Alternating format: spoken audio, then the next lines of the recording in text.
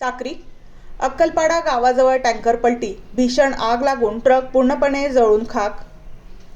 अक्कलपाडा गावाजवळ आज दुपारी भीषण अपघात घडला। धावत्या टँकरचा ताबा सुटल्याने तो रस्त्याच्या कडेला पलटी झाला आणि काही क्षणातच त्याला आग लागली।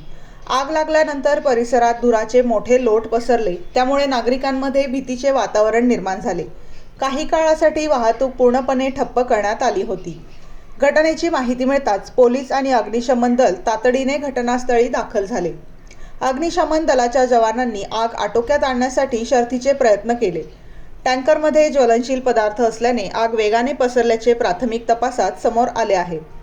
सुदैवाने या घटनेत जीवितहानी कोणतीही अधिकृत माहिती नाही, मात्र सुरक्षेच्या दृष्टीने परिसर रिकामा करण्यात आला होता। प्रशासनाने नागरिकांना घटनास्थळापासून दूर राहण्याचे आणि अफवा न पसरवण्याचे आवाहन केले आहे। दरम्यान टँकर पलटी होण्यामागचे नेमके कारण काय याचा तपास पोलिसांकडून सुरू असून अधिक माहिती लवकरच स्पष्ट होत आहे। बेधडक मी मराठी न्यूज, सुमित गिरासे, साक्री।